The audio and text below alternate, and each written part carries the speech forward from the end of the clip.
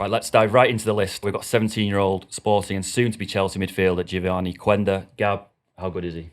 Well, you take a kid that young, you put him in the first team under Ruben Amorim. Of course, Sporting were very well drilled, less so under his successor. I think you have a guy who's nominally a wing back, but really he's a winger who runs at people, has got a lot of energy, he's got pace. I still think it's a little bit difficult to judge what his ceiling is. Is Chelsea the right club for him? Because at that age, are you going to play? Is he going to be loaned out? Is he going to progress? Well, you look at Chelsea's wingers, right? You have Mikhailo Mudryk, who may or may not come back from his suspension. You have Joao Felix. Everybody laugh. You have, I don't know if Raheem Sterling's coming back to be farmed out somewhere again. Jadon Sancho likewise. I mean, there is a pathway for him, and Chelsea have shown a willingness. Obviously, there is a ton of young talent coming through because remember, Kendry Paz is coming as well. But I do think that the wide area is an area where Chelsea are a little bit undermanned right now. He's got another year as well before he comes to Chelsea, so plenty of time for him to, give him an extra year instead of... so plenty of time for him to even get maybe a bit more mature. But the potential is there. That's why he's 34. Jules, we're going to move on now. A couple of Arsenal starlets, Ethan Nwaneri, Miles Lewis-Skelly. Have you been surprised at all about the size of the impact they've been able to have this season? I think they are the two best stories coming out of Arsenal this season in what was not a bad season, a good season, but still with ups and downs, really. And Nwaneri, we saw him before. Remember that game at Brentford when he became the youngest ever Arsenal player to play in the Premier League? So they clearly had a pathway for him. The talent was there, the potential was there. The one I'm more surprised about, like everybody else, is Lewis-Skelly, really, because the guy was a number 6 at youth level in the academy, doing really well in the academy before Arteta to even think about putting him as a left back so he could come inside as in midfield when they're on the ball and things like that, I think was great. And the way that it's one thing as a manager to think about, let's put him there and see what happens. And then for Lewis-Skelly to take that opportunity and really never looking back at 18 is remarkable. So I would expect them to be much, much, much higher up next season too. Are you surprised he put Lewis-Skelly ahead of Nwaneri? I am. He's a year older though. So I think this is... But is he a better prospect than Nwaneri? I mean, I would have played more. He's played more. No, I know, but I would have thought Nwaneri had a bigger upside. But maybe. But I guess you've seen more, even just the England cap and the goal. I know it's only 2 England caps and a goal, but Ethan is not there yet. Ethan made his debut for the under-21 at the same time. And I think that shows, and that's probably reflected in the ranking. One of the biggest things throughout this list is opportunity, isn't it? For young players, that young players can be as good as they like, but if you don't get the opportunity, obviously it's happened at Arsenal because of injuries. I was going to say, because they have lost some young players, Aiden Heaven and Chidi Obi. So have Arsenal kept these and how have they lost other players? And if there's a concern that Arsenal sometimes don't keep the players they should do? Yeah, maybe. I mean, it's always the same. At 17, 18, you might see one and think, okay, he can go to this level. I might see the same player and be a bit more skeptical. And I think that's it. I mean, Nwaneri, even more than Miles, I think. Nwaneri was the one that everybody was saying from the very beginning, he's destined for great things. But you just never know. At 17, 16, 17, 18, a lot of things can happen. Injuries, even the team can go through a bad patch. And then as a young player, you struggle and you maybe lose a bit of confidence. So I find those years fascinating because really they look great and they have huge potential. Nobody can really tell how far Nwaneri or Lewis-Skelly can go. But the top clubs over the years, going back forever, Ajax, Barcelona, Man United, Liverpool at times, they've all had a core of homegrown players. Have Arsenal got that now? I think them two could be easily... With Saka as well, and Saka as well, I think could be in. It's just, what's the best position for Nwaneri? We discussed that quite a lot with Gab. I don't think as a right winger, when he played to replace Saka, was really his best. I think he played there with England too, to be fair, in 21s. But I think more centrally, because he's so good on the ball, I can see him there. For Lewis-Skelly, I don't know, he seems to be okay at left back, although he needs to defend a bit better. But maybe there's a role for him as a number 8 in midfield somewhere where he could be even better. Mark, there are 2 Bournemouth defenders on the list, Huijsen and Kerkez. Are we expecting them to be at Bournemouth this time next year? So I was at the Everton Cup tie. I was sat with Zaïre-Emery at the back. We were doing TV that day. We were sat at the back of the Bournemouth dugout, and we got such a close view of the pitch. We were literally, 5-6 yards away from the pitch. We were close to Kerkez. And one thing that really impressed me was he's got incredible tenacity, incredible pace. He's powerful, and he just looked a really strong player. I mean, what is he, 21? And I know there's been links with Liverpool, and I was told that when they were being linked with Anthony Robinson, it was like, no, Robinson's too old. Kirkes is the guy because he's 21. He's got great potential. Richard Hughes obviously helped take him to Bournemouth, but I was just really impressed by just what he looked like on the pitch, his movement, his willingness to press. He looks a really, really top player. We know about Howson as well, how he's progressed and he's now playing for the Spain team. So they obviously both missed a game when Bournemouth lost to Man City in the FA Cup at the weekend, and you could see that they were losing two of their big players. So I expect Kirkes to go. I think he'll go to Liverpool, and Howson as well. I think he'll probably go. I just think that they're too good, but that's Bournemouth's model, isn't it? They sign young players and they know they'll make them better and move them on for big fees. Link with Real Madrid as well. Dean, I think is that too big of a step, do you think? I don't think so. I mean, I don't know why Juventus let him go, to be fair. It's a no-brainer. Like, for me, it's one of those mistakes that as a club you look back and think, like, really? You let that guy go? When it's not like if he was just young and you didn't really have time for him, because at Roma he did some really good things last year too, so you could see the potential there. I think even if he goes to Real Madrid, and as a Spanish, he's obviously dual national with Netherlands, but he might not, because of Alaba, because of Rudiger, he might have even Asensio, he might be there and have a bit of time to settle in anywhere, and then slowly, a bit like what Varane did when he arrived at a similar age, establish himself. So Howson, 50 million, is, if you're Real Madrid and you have the money, it's a no-brainer. Rob, let me ask you about Kobbie Mainoo at 15. Is that a surprise given the sort of season he's had? I mean, 15 is pretty high. To be honest, I think if the list gets done in the summer after the Euros, he's top 10. The way that he played in that FA Cup final, the way that he played at the Euros, I think he struggled this season. I think part of it is... Top 10 in Europe? I think so. Not top 5. I think he's within the top 10. The way that he played in the Euros, I think, and that particularly that FA Cup final performance gets you in the conversation to be in the top 10. I think he struggled this season. I'm setting you up here because I know Mark has some reservations about his athleticism. Yeah, I think he's a great silky player, reads the game well, but he can't run. Box to box, he cannot run it. He's basically one paced. I don't know if you've seen it, but I think to be midfield in this day and age, certainly in a Ruben Amorim team, you need to be more athletic. And I just don't think that he has that burst of pace. But he's a great player. He reads the game well. But modern midfielders, they need to have more ability to get box to box. And I think that will let him down eventually. His feet, though, and his vision for a player of his age is, I mean, the way that he sort of works his way out of tight space. I agree that there are times, particularly at United, and it's hard because United, since he's been in the team, have underperformed. So it's hard to kind of judge him. And he does get caught ahead of the ball quite a lot. But in terms of technical ability, there aren't many players in Europe at his age who can do the things that he can do. I agree, and that's why I would play him right behind the striker. Yeah. So maybe there's less of that running, and I agree with you with the running and the lack of strength physically like that. I would play him close to the striker, because in the box we saw the goal against Wolves last season. Yeah. The curlers. Liverpool as well last season. Yeah, exactly. I think he could be great there. I mean, midfielders don't have to have pace. I mean, look, Bernardo Silva's not the quickest. Luka Modric has made a career out of being a great reader of the game. So I'm not saying that is the be-all and end-all, but in that system that Amorim plays, it's really important to have. He can only play behind the striker for Amorim anyway. I mean, he even tried him as a centre-forward at one point this season, which wasn't work. So that's why I can see Man United letting him go, which sounds crazy, but if he doesn't fit the system and they can get good money for him, then that for me is why it might end up seeing him go. There's another player on the list, Benjamin Sesko, who there's been an awful lot of transfer talk for years and years, linked with Arsenal, linked with everyone else. Do we see him moving, and just how good is he? Like, I think, take the numbers aside, this has not been a good season for Leipzig or in the entire Red Bull organization, obviously. And I think they're not just mid-table in goals scored, they're mid-tables in expected goals as well, which is pretty shocking when you think it's Sesko, it's Lois Openda, it's Antonio Nusa, it's Xavi Simons. So I think he suffered from that. But look beyond the goals, and you see this guy who is tall, who is, I think for a player his size, he is one of the quickest over the stretch that I've seen, and he's technically gifted. That those are your building blocks. Those are there. He scored goals before, so I think he's going to be in the conversation.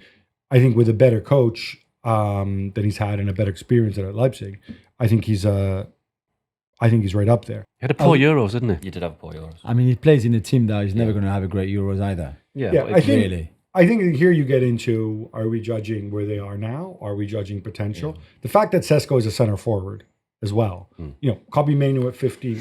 You can legitimately question Sesko at 11, the way I think you can question Kobbie Mainoo at 15. The difference is obviously center forwards, I think, are more of a commodity than central midfielders who can pass. The first time I saw Sesko, was playing for Salzburg, and the comparison that struck me straight away with his power on his left foot with Robin van Persie. He just had that about him, and that is obviously a high bar to meet. But at 2021, what was Van Persie? He's definitely got that ability in him to progress to be a top striker. But I do think that he's young. He needs to develop. And centre forwards, apart from Erling Haaland, don't tend to mature till the mid-20s. So I think he's definitely one that's destined for a big move, and whoever gets him, if they're patient with him, have a really good centre forward. I agree. There's one that made the top 10, Rob, is Savinho at City. What did you make, or what are you making of his first season in the Premier League and at City? I mean, to be honest, I think it's hard for anyone to come out of that City season with any credit. That said, I think he is one of the few that can. He doesn't look like, the biggest compliment I can pay to him is that he doesn't look like a 20-year-old winger who's in his first season in the Premier League. I think it's taken him time to adapt, maybe to the pace and the physicality of the Premier League. But in terms of output, maybe his goals aren't necessarily where they should be. But in terms of assists, big chances created, that kind of metric, he's right up there. And he's only going to get better because, as I say, he doesn't look like a 20-year-old winger. His pace and his trickery, his ability to get to the byline, his crossing ability is all there. I think maybe the finished product the end product needs to be developed a little bit. But all the kind of the technical attributes are there for him to be a fantastic He's 10 a player. bit high, though. Yes, I think so. I think it's so too. Yeah. Definitely high. I think because this is his second season in Europe. Yeah. I think he got a lot of hype last year on a good Girona team that was like a machine, and that fell apart for many reasons after this season. But yeah, you expect more, I think, if you're going to say be top 10. Just a big question on Savinho. Why was he Savio at Girona and Savinho at Man City? What happened there? He became little when he moved from Spain to England. He regressed. Yeah, there you go. Gab, Alexander Pavlovich at 9 isn't one of those names that gets spoken about like many other players on the list, but before his injury, he carved himself out as a key member of this Bayern team. This is definitely high. This is super high. It is super high. Question from Derek Ray? No. Look, I think... I don't think... I mean, key member... Key is a big word for Bayern. I mean, key players for Bayern are Musiala, Kane, and Joshua Kimmich. But he certainly had... Before his injury, he had everything... I think to make the position his own. I think that was the idea, that it would be Kimmich and Pavlovich in the middle of the park, and they were going to move on and from Goretzka and Leimer, or whoever's going to move Leimer to right back or whatever. I think he's technically gifted enough to play the game. I don't think he's more of kind of like not necessarily a creative midfielder, but like a tempo setting midfielder, and I think he has the athleticism to go with it. And he makes really good decisions on the field. So that's why he's ahead of Mainoo. There you go. Yes, you can go and put Mainoo down all you like. Another player who's grasped an opportunity because of a shortage of defensive midfielders when he was at Bayern with Tuchel. All the way through the list, it's opportunities for players. Yeah, players that wouldn't necessarily have got opportunities in different scenarios. Yeah, absolutely. Jules, there's only one place to come to. Come two on. PSG boys My of boys. 5 and 6. Again, how good are they? I mean, for Zaïre-Emery, really, seeing him at 16 already, you knew when he made his debut for the first team, there was something very special. I mean, the guy, since he was 8 years old, was always playing up at least a year or two anyway. So he was already good at 12 to play with 14, 15-year-olds. At 14, he played with the reserve team. At 15, he trained with the first team. It was just inevitable. I mean, I don't know how good he can be, really. I think this is his position right now. He's just maybe just outside of the top 5, just about. And he had a bit of an injury this season. But when at 15 you train with already Messi, Neymar, and Mbappe, and you're already good at training, that people are wondering if you can even play at 15. Like PSG looked at the rules to see if at 15 he could actually play in Ligue 1. He was ready. He's matured. He's so much more mature than anybody at 18. Even again when he was 8, maybe the fact that his dad was a very good player. Unai Emery. His dad. Yeah. Yeah, imagine that. He wouldn't have the same hair. He wouldn't have the hair like that if it was his dad. So the maturity is a big thing, because you talk about opportunity. Yeah. It's taking those opportunities that matter. And I think when you're maybe mature at that age, especially 17, 18, 19, that it shows on the pitch. We've seen him play, we've seen his versatility, we've seen him play as an emergency right back. I'm just wondering, in terms of progression, obviously Paris Saint-Germain, a very young team, you have Vitinha, who's been exceptional this season. João Gomes, obviously, and he seems he's been a little bit the odd man out, potentially, because obviously you have Fabian Ruiz in the mix. Sometimes he's played one of the extra attackers. I'm just wondering, when you look at the position and you say, right, the guys in the position where I'm best are also young and very good. How do you see that playing out? Like is Luis Enrique going to be like, okay, I got to find a spot for him in the team? No, I think the idea is Vitinha, Neves, and him is the midfield three. I mean, Ruiz is there now as well. So they're four for three positions, really. Nobody else, because Ruiz brings a lot of balance and experience that Zaïre-Emery doesn't have and Neves doesn't have. The other guys don't have. Yeah, but ideally, I think in Luis Enrique's mind, them three, because of the energy, the decision making from Zaïre-Emery is incredible. Like, I remember Gary Clichy saying there was one game with the under-21s, and now he played with the A team anyway, but with the France under-21, where only him in the whole team read the situation, and he sprinted 50 yards to be where the cross came from the opposition to be able to clear it. He said his maturity football-wise and the decision-making is incredible. For Neves is a year older, obviously. Again, dad, who was a very good player, who became a coach. Very young at Benfica in the academy. They saw his intelligence, football IQ, and said, okay, this is way below average, way below everybody we have even here in the academy. Way beyond. Not below. Above, sorry. I mean above. Sorry, yeah, beyond or above. In the sense that Neves is not the short, is very short, so not the tallest, not the strongest, not the quickest, but just the intelligence on the pitch. And you see he's connected with everybody all the time. And for me, that's what sets him apart from a lot of players in this list, and that's why he's in top. So that's your midfield sorted for the next 10 years. Well, yeah, I'm very happy with that. You say that, right? And obviously PSG could win the Champions League this year, and it would be a great testament to the way they've changed the system, but they're playing the French league, and it's not the strongest league in the world. So at some point, like Mbappe's gone to Real Madrid, do you worry as a PSG fan that keeping these players in the French league when they could go to La Liga and the Premier League? Oh, yeah, sure. I mean, they're not going to stay 10 years. Maybe for Zaïre-Emery it's different because this is his club and his city. But for Neves and Vitinha is obviously much older than the other two. Yeah, it's 2, 3, 4 years maybe, and then I think a bigger club will come. It is interesting too. I think the views changed about size and physicality because obviously not Zaïre-Emery, but the other two guys are little guys. And Zaïre-Emery as well, you know. But he's strong. I mean, he seems strong. Yeah, he's a little taller, I think. But it was not that long ago. There was a sense that some players, you would have one smaller guy and so on, and yet.